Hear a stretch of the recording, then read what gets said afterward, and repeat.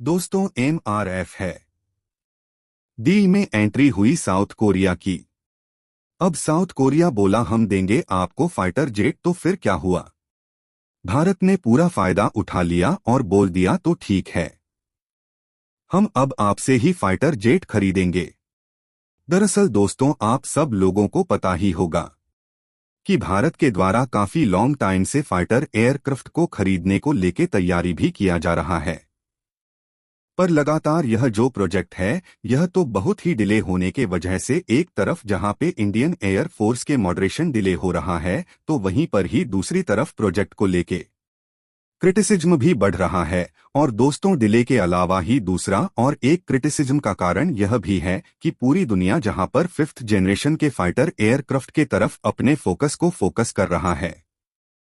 तो वहीं पे इस दरमियान इंडियन एयर फोर्स के द्वारा एयरक्राफ्ट के मेगा टेंडर के अंडर कई बिलियन डॉलर 4.5 जनरेशन के फाइटर के ऊपर भी कॉस्ट किया जाएगा। क्योंकि अब यहां पे आप लोगों को बता दूं कि फिलहाल MRF के टेंडर में पार्टिसिपेट करने के लिए एक्सपोर्ट मार्केट में कोई भी फिफ्थ जनरेशन के फाइटर अवेलेबल नहीं है, और जो एयरक्राफ्ट अवेलेबल है मतलब वो potential make in India initiative और ट्रांसफर ऑफ टेक्नोलॉजी के क्लॉज को ना माने। पर दोस्तों, इस तरीके के डिस्कशन के बीच अब MRF है टेंडर को लेकर भी और एक संभावनाओं उभर के आ रहा है।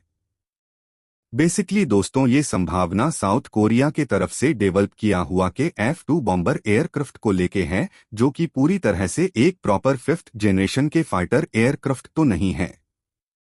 लेकिन इन एयरक्राफ्ट को माइनस फिफ्थ जनरेशन के एयरक्राफ्ट कहा जा सकता है।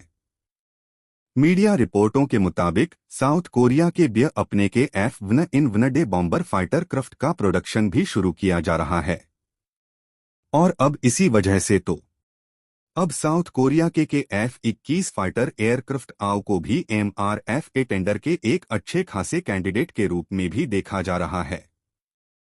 हालांकि आप लोगों को यह भी जान के रखना चाहिए कि अब तक ना साउथ कोरिया के तरफ से भारत के सामने के F-21 एयरक्राफ्ट को लेके कोई ऑफर रखा भी गया था, और अब ना ही इंडिया के तरफ से इन एयरक्राफ्ट को लेकर कोई इंटरेस्ट दिखाया गया है। पर जिस तरीके से साउथ कोरिया के द्वारा इन एयरक्राफ्ट का प्रोडक्शन किया जा रहा है और अब अन्य देशों को एक्सपोर्ट करने को लेकर भी डिफरेंट देशों के सामने ऑफर रखा गया है। हालांकि उसे देखते हुए ही तो कई सारे एक्सपर्टों का मानना है कि साउथ कोरिया अगर MRF टेंडर में अपने इन एयरक्राफ्ट को ऑफर करता है, तो नो डाउट यह MRF है टेंडर का एक स्ट्रांग कैंडिडेट बन सकता है। मीडिया रिपोर्टों के मुताबिक कुछ ही समय पहले कोरिया के डिफेंस एक्विजिशन प्रोग्राम एडमिनिस्ट्रेशन के तरफ के F-21 बॉम्बर एयरक्राफ्ट को लेकर एक मल्टी बिलियन डॉलर के डील के ऊपर सिग्नेचर भी किया गया था, जो कि बेसिकली कोरियन एरोस्मिथ या फिर कहे तो $1 चार्टेड बिलियन डॉलर है, और साथ ही इस कॉन्ट्रैक्ट के अंडर करीब 20 इनिशियल एयरक्राफ्ट का डिलीवरी कोरियन एरोस्मिथ ओनली एक इनिशियल डील है, और अब यह ब्लॉक 1 वर्शन का एयरक्राफ्ट होगा। जबकि दोस्तों, साउथ कोरिया काफी बड़ी मात्रा में इन एयरक्राफ्ट को अपने बेड़े के लिए भी खरीदना चाहता था, और यह संख्या आने वाले समय में बढ़कर 100 से भी अधिक हो सकता है। और रिपोर्ट के मुताबिक बाकी एयरक्राफ्ट को बेसिकली ब्लॉक 2 वेरिएंट के रूप में साउथ कोरिया के बेड़े के लिए तैयार किया जाएगा।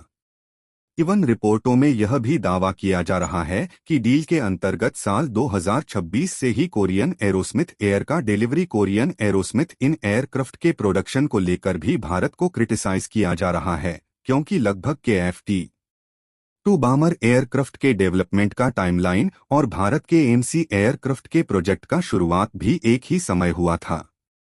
पर के F-2 एयरक्राफ्ट को तैयार करके इसका प्रोडक्शन भी शुरू किया जा रहा है। लेकिन भारत अपने MAC एयर भी बता दूं कि हाल ही में कैबिनेट कमेटी ऑन सिक्योरिटी के तरफ से इन एयरक्राफ्ट के डेवलपमेंट को लेके अप्रूवल दिया जा चुका है, जिसके बाद एक्सपेक्ट किया जा रहा है कि साल 2028 में एयरक्राफ्ट के फर्स्ट फ्लाइट होगा, और साल 2035 तक शायद इंडियन एयर फोर्स के बेड़े में जैसे एयरक्राफ्ट शामिल होना भी शुरू हो जाए। और यहाँ पर आप लोगों को यह भी जानकर रखना चाहिए कि F-2 बमर एक 4.5 जनरेशन के फाइटर एयरक्राफ्ट है, जिसमें काफी हद तक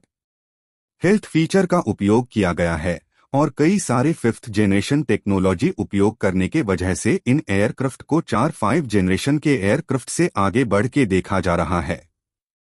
तो वहीं पे भारत के जो MACI एयरक्राफ्ट है, ये एक प्रॉपर 5th जनरेशन का एयरक्राफ्ट होगा और इसमें 6th जनरेशन के टेक्नोलॉजी उपयोग किया जाएगा, जिस वजह से एयरक्राफ्ट को 5.5 जनरेशन के एयरक्राफ्ट के रूप में भी देखा जा रहा है। पर दोस्तों वहीं पे भारत का AMC एयरक्राफ्ट को लेकर लगातार डिले होने के कारण एक्सपोर्ट मार्केट में 5th जनरेशन के एयरक्राफ्ट का जो डिमांड है, शायद उससे भारत कुछ भी अचीव ना कर सके, जबकि भारत के जो थोड़ा बहुत संभावनाओं था उसे केवल और केवल 21 बोमत जैसे एयरक्राफ्ट एंड कर देगा।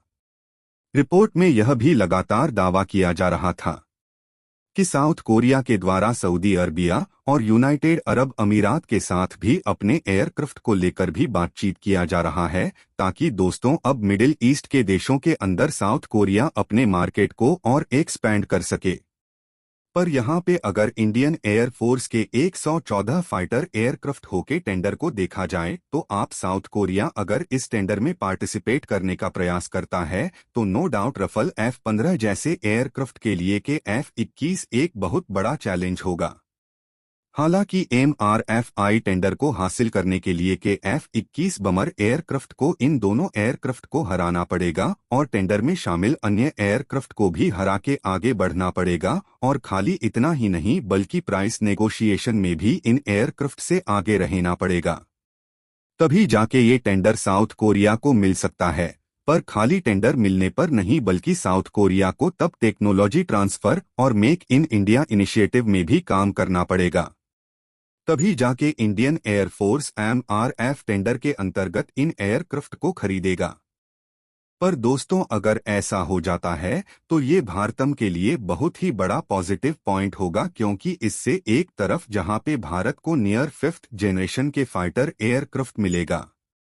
तो वहीं पे दूसरी तरफ जो टेक्नोलॉजी भारत को मिलेगा उसका उपयोग करके MCI एयरक्राफ्ट के डेवलपमेंट को और आसान किया जा सकेगा।